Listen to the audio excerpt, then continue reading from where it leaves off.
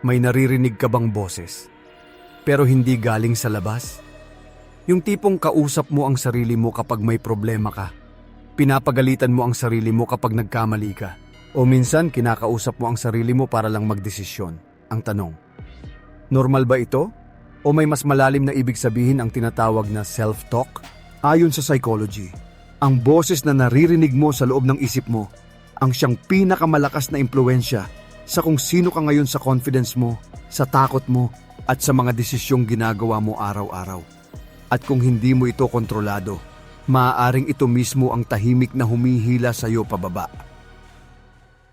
Bago tayo magsimula, kung gusto mo ng mga ganitong topic tungkol sa human psychology, emotions at behavior, huwag mong kalimutang mag-subscribe dito sa ating channel para lagi kang updated sa mga bagong kaalamang ibabahagi ko. 1. Self-talk psychology. Ang boses sa isip mo ang humuhubog sa buhay mo. May isang tao na tahimik lang sa paningin ng iba. Hindi siya palasalita, hindi rin siya dramatic, pero sa loob ng isip niya hindi tumitigil ang usapan. Tuwing may pagkakamali siya, may boses na nagsasabing, ang tanga mo. Tuwing may oportunidad, may boses na bumubulong, hindi mo kaya. At tuwing may pangarap siya, may isa pang boses na kumukontra, huwag ka nang umasa. Hindi niya namamalayan, pero araw-araw hinuhubog ng boses na iyon ang pagkatao niya.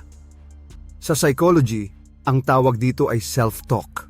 Ito ang internal dialogue na nangyayari sa loob ng isip natin. Ayon sa mga pag-aaral sa cognitive psychology, ang paraan ng pakikipag-usap natin sa sarili ay direktang nakakaapekto sa emosyon, desisyon at kilos natin. Kapag negatibo ang self-talk mo, mas madali kang ma-stress. Mas mabilis kang mawala ng tiwala sa sarili. Mas madali mong paniwalaan na limitado ka lang. Pero kapag ang self-talk mo ay malinaw, realistic at supportive, nag-iiba ang takbo ng isip mo. Hindi ibig sabihin na nagpapanggap kang perpekto. Ibig sabihin, tinuturuan mo ang sarili mong mag-isip ng mas makakatulong kaysa makakasakit. Halimbawa, sa halip na sabihing, wala akong kwenta, maaari mong palitan ito ng, nagkamali ako, pero may matututunan ako dito. Sa simpleng pagbabago ng linya sa loob ng isip mo, binabago mo ang emosyon na susunod at pati ang aksyon na gagawin mo. Ito ang kapangyarihan ng self-talk. Ang utak natin ay may tinatawag na neuroplasticity. Ibig sabihin, kaya nitong mag-adjust at magbago batay sa paulit-ulit na pattern ng pag-iisip. Kapag lagi mong inuulit ang isang negatibong mensahe sa sarili mo, mas lalo itong nagiging default setting ng isip mo. Pero kapag sinanay mo ang sarili mong magsalita ng mas maayos sa loob ng isip mo, unti-unti ring nagbabago ang reaksyon mo sa buhay. Kaya minsan, ang pinakamalakas mong kaaway ay hindi ang ibang tao. Ang pinakamalakas mong kakampi o kalaban ay ang boses sa loob ng isip mo. 2. Bakit delikado ang negatibong self-talk ayon sa psychology? May mga pagkakataon na hindi naman ibang tao ang sumisira sa confidence mo. Hindi rin ang sitwasyon, kundi ikaw mismo. Isang pagkakamali lang at agad mong sinasabi sa sarili mo, wala ka talagang silbi. Isang rejection lang at iniisip mo na hindi ka talaga sapat.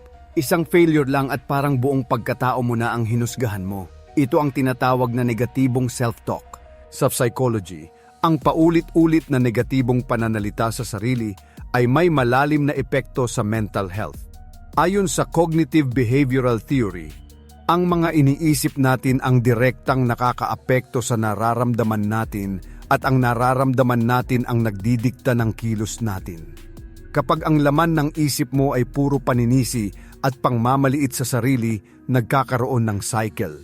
Negatibong isip, negatibong emosyon, negatibong aksyon. Unti-unti, bumababa ang self-esteem mo. Tumataas ang anxiety. Mas nagiging sensitibo ka sa opinyon ng iba. At mas natatakot kang sumubok ulit. Ang mas delikado pa, nasasanay ang utak mo sa ganitong pattern. Dahil sa neuroplasticity, kung ano ang madalas mong iniisip, iyon ang mas lumalakas na koneksyon sa utak. Parang muscle na mas lumalakas kapag laging ginagamit. Kaya kapag nasanay kang sabihing, hindi ko kaya, mas mabilis mo itong paniniwalaan sa susunod na pagkakataon. Kahit kaya mo naman talaga. May isa pang epekto ang negatibong self-talk. Pinapalabo nito ang reality. Sa psychology, tinatawag itong cognitive distortions. Halimbawa, isang maliit na pagkakamali lang, pero iniisip mong palpak ka na sa lahat ng bagay. Isang tao lang ang hindi pumabor sa'yo, pero pakiramdam mo lahat ay laban sa'yo. Hindi na ito objective na pag-iisip. Isa na itong distorted na pananaw na galing mismo sa loob mo. Pero may magandang balita. Dahil natutunan ang negatibong self-talk, maaari rin itong baguhin. Hindi ito automatic na bahagi ng pagkatao mo. Pattern lang ito na pwedeng i-retrain. Ang unang hakbang ay awareness. Mapansin mo kung paano ka magsalita sa sarili mo. Tanungin mo ang sarili mo. Kung may kaibigan ka bang nagsabi ng parehong salita sa'yo, matutuwa ka ba? O masasaktan ka? Kung hindi mo sasabihin iyon sa taong mahalaga sa'yo, bakit mo sinasabi sa sarili mo? Ang totoo, ang pinakamatinding sugat minsan ay hindi galing sa salita ng iba, kundi sa mga salitang inuulit-ulit mo sa loob ng isip mo. At kapag hindi mo ito kinontrol, unti-unti nitong huhubugin ang paniniwala mo tungkol sa kung sino ka. 3. Ang lihim ng mga matatag ang isip.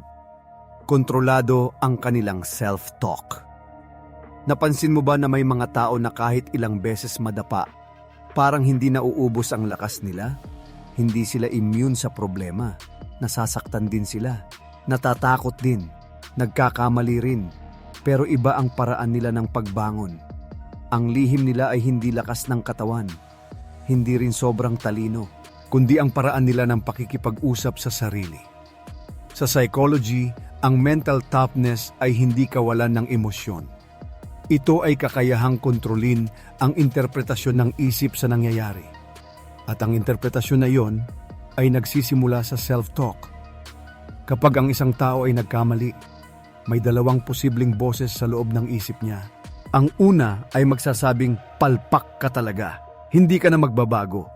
Ang ikalawa ay magsasabing nagkamali ka, pero may matututunan ka dito. Subukan mo ulit. Ang kaibahan ng dalawang taong ito ay hindi ang sitwasyon. Pareho lang ang nangyari. Ang kaibahan ay ang boses na pinili nilang pakinggan. Ang mga taong matatag ang isip ay may awareness sa kanilang internal dialogue. Hindi nila hinahayaan na ang unang negatibong reaksyon ang magdikta ng susunod na hakbang. Sinasala nila ito. Kino-question nila. Pinapalitan nila kung kinakailangan. Sa cognitive psychology, ito ang tinatawag na cognitive restructuring. Ang kakayahang hamunin ang automatic negative thoughts at palitan ito ng mas balanced at realistic na pananaw. Hindi ibig sabihin nito na lagi silang positibo. Hindi rin ibig sabihin na hindi sila nadidismaya. Ang ibig sabihin nito, hindi nila hinahayaang maging permanenteng paniniwala ang pansamantalang pagkatalo. Kapag may rejection, hindi nila agad iniisip na hindi sila sapat. Iniisip nila na maaaring hindi lang sila ang tamang fit sa sitwasyon.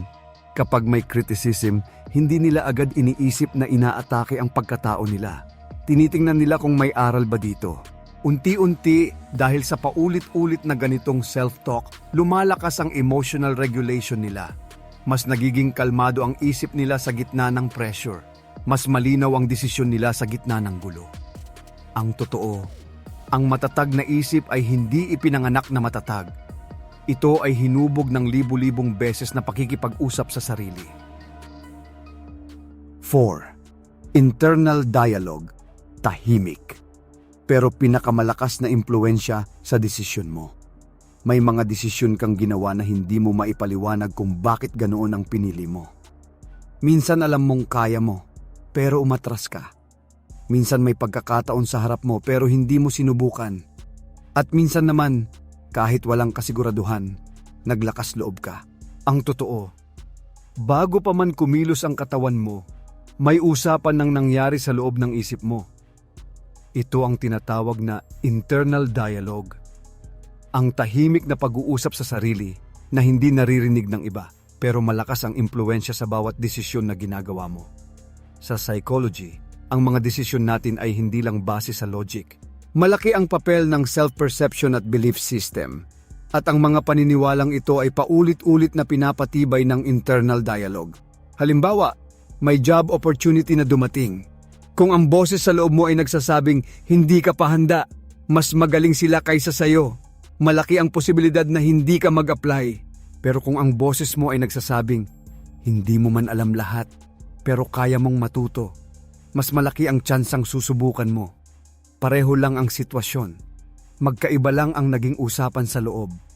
Ayon sa cognitive psychology, ang utak natin ay mabilis maghanap ng ebidensya para suportahan ang pinaniniwalaan natin. Kapag naniwala kang hindi ka sapat, hahanapan ng isip mo ng patunay ang bawat maliit na pagkakamali. Kapag naniwala kang may kakayahan ka, mas mapapansin mo ang mga pagkakataong nagtagumpay ka. Ito ang tinatawag na confirmation bias. Pinipili ng isip ang mga impormasyong susuporta sa internal narrative mo. Kaya kung ano ang madalas mong sabihin sa sarili mo, iyon ang nagiging direksyon ng mga desisyon mo. Ang nakakatakot, madalas hindi natin namamalayan ang internal dialogue na ito. Automatic ito. Parang background noise na palaging nariyan. Pero kahit tahimik, ito ang nagdidikta kung lalaban ka o susuko, susubok ka o uurong. 5. Self-talk at mental strength. Ito ang hindi sinasabi sa'yo. Maraming tao ang gustong maging mentally strong. Gusto nilang hindi madaling maapektuhan, hindi agad nasasaktan, hindi basta-basta bumibigay sa pressure. Pero may isang bagay na bihirang pag-usapan tungkol sa mental strength. Hindi ito nagsisimula sa panlabas na tapang. Nagsisimula ito sa paraan ng pakikipag-usap mo sa sarili mo. Kapag may problema, may dalawang paraan ng pagharap dito. Una, sisihin ang sarili at sabihing hindi mo kaya. Ikalawa, aminin ang hirap pero sabihin sa sarili mong kaya mong harapin ito. Sa psychology, ang mental strength ay malapit na konektado sa emotional regulation at cognitive control. Ibig sabihin, hindi mo kontrolado ang lahat ng nangyayari sa labas, pero may kontrol ka sa interpretasyon mo sa loob. Ang self-talk ang nagiging tulay sa pagitan ng pangyayari at reaksyon. Halimbawa, kapag may pumuna sa'yo, maaari mong isipin na inaatake ang pagkatao mo. Magagalit ka o masasaktan. Pero maaari mo ring isipin na may bahagi doon na pwede mong pagbutihin. Sa simpleng pagbabago ng linya sa isip mo, nagbabago ang emosyon at aksyon mo. Ito ang hindi madalas sinasabi. Ang mental strength ay hindi kawalan ng takot. Ito ay kakayahang kausapin ang sarili kahit natatakot ka. May konsepto sa psychology na tinatawag na self-efficacy. Ito ang paniniwala mo sa kakayahan mong harapin ang isang sitwasyon. At ang self-efficacy ay lumalakas o humihina depende sa paulit-ulit mong sinasabi sa sarili mo. Kapag lagi mong inuulit na hindi mo kaya, unti-unting bumababa ang tiwala mo sa sarili.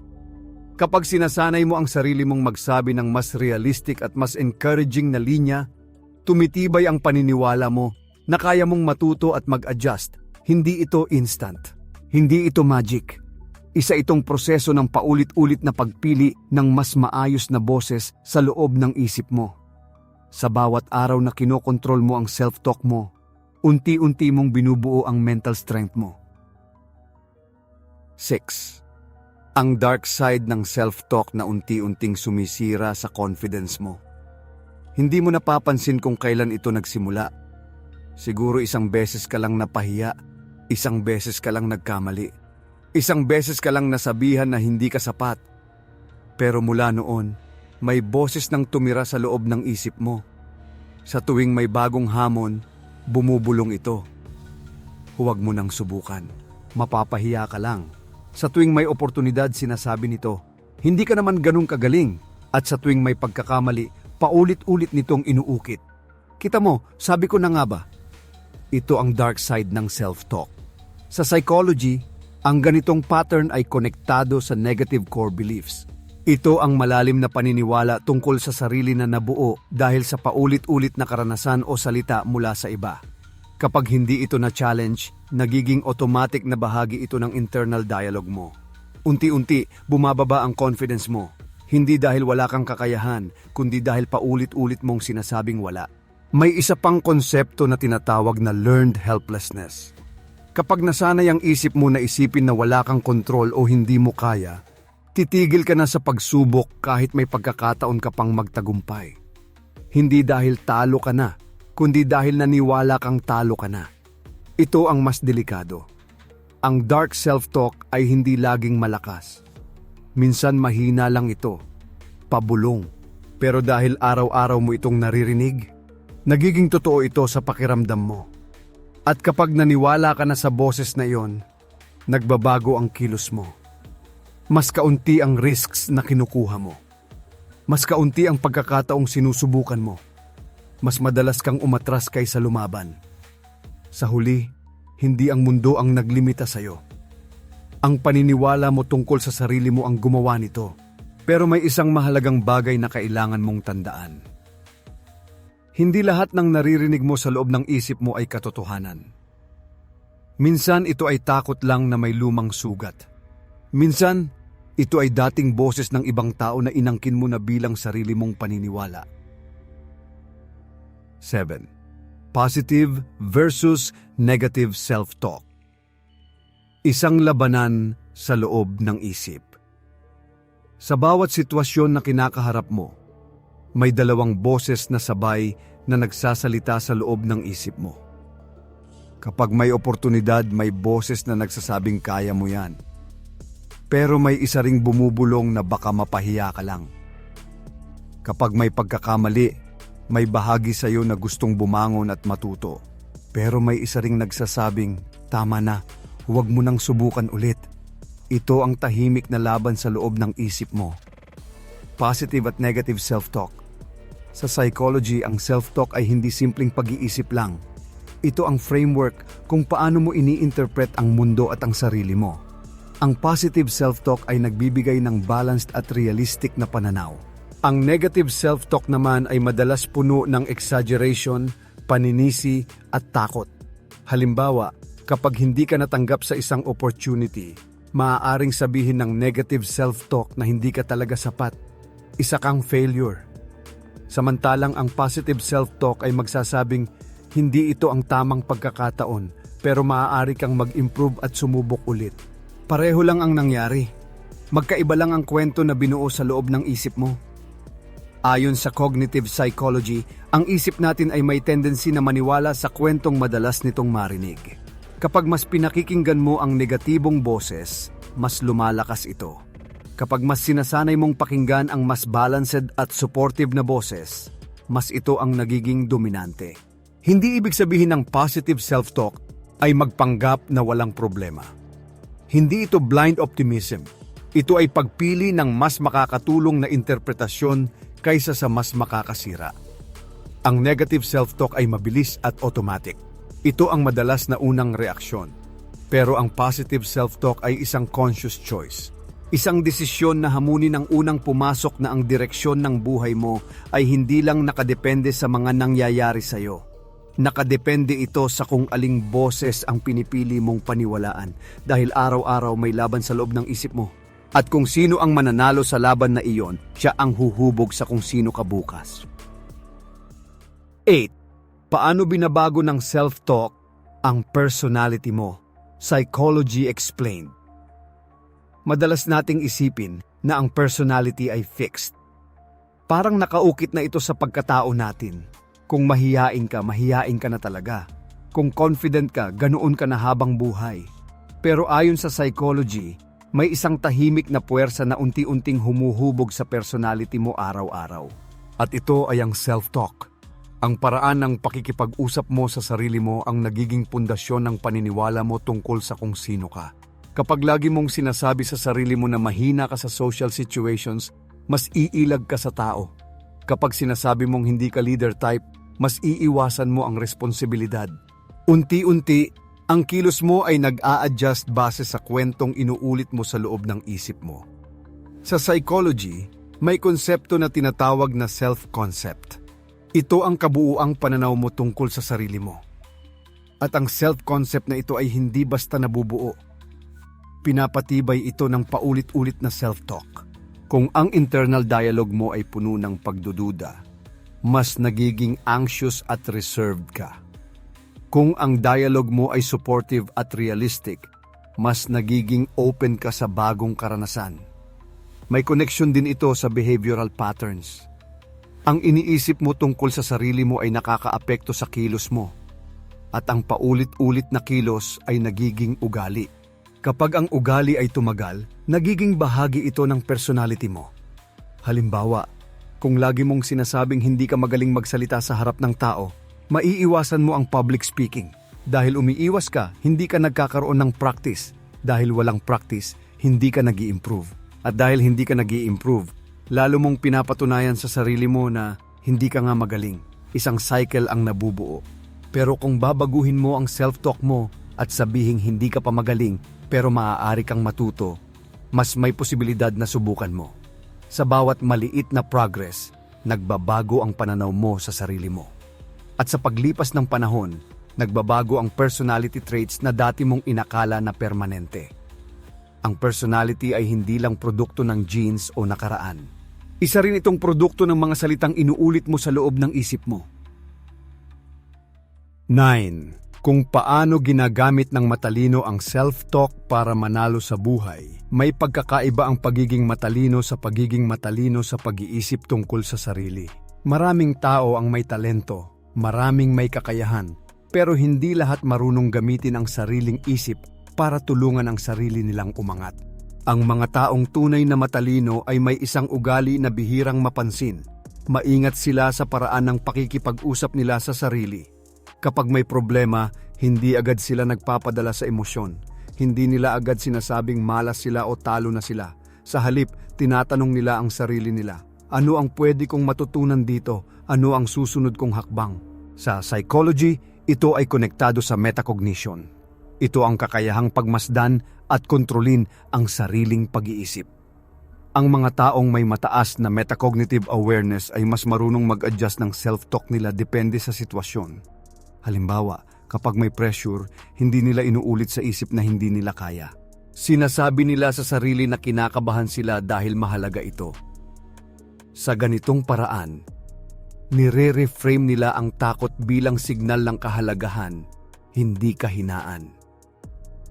Kapag nagkamali sila, hindi nila hinuhusgahan ang buong pagkatao nila. Pinaghihiwalay nila ang aksyon sa identity. Nagkamali ako ay iba sa ako ay palpak.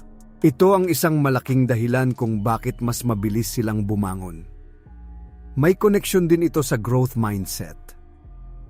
Kapag ang self-talk mo ay nakatuon sa pagkatuto kaysa sa pagkatalo, mas bukas ka sa feedback, mas handa kang mag-effort, at mas hindi ka natitinag ng pansamantalang pagkabigo. Hindi ibig sabihin na wala silang negatibong thought, lahat tayo meron. Ang kaibahan, hindi nila hinahayaang manatili at magdikta ang unang negatibong boses. Kinokontrol nila ito. Pinapalitan nila ito ng mas makakatulong na narrative.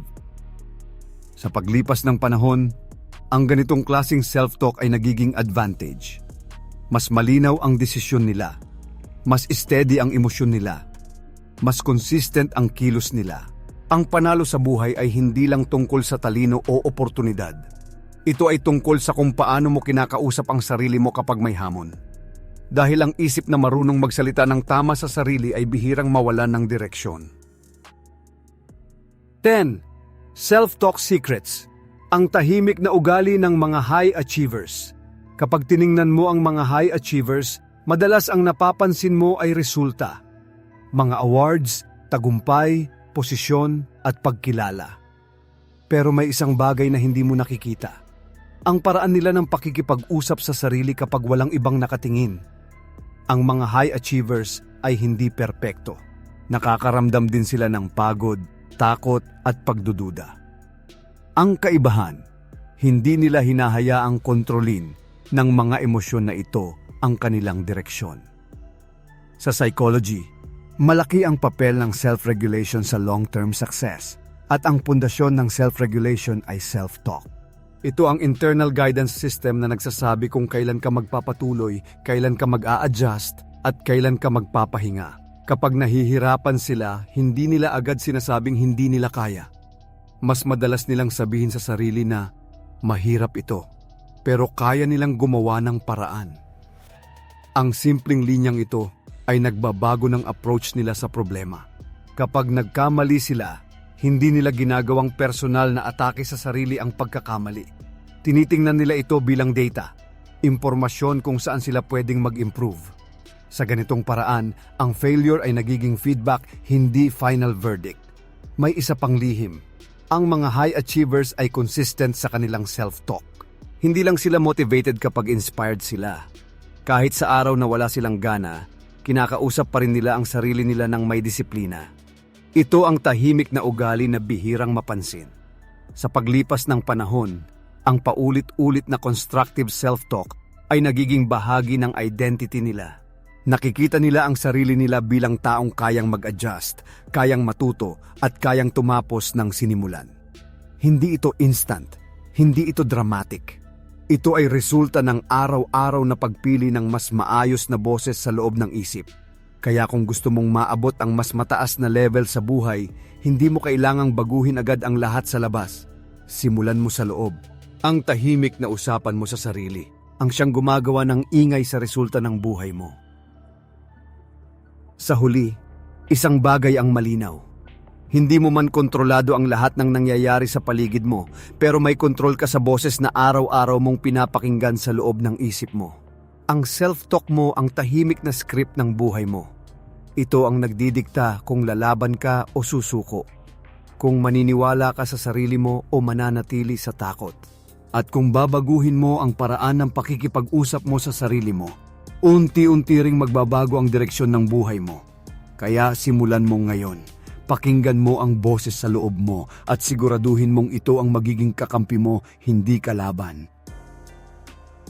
Kung gusto mo pang matutunan ang mga ganitong psychology insights tungkol sa human behavior at personal development, mag-subscribe ka na at i-turn on ang notification bell para lagi kang updated sa mga bagong episode dito sa ating channel.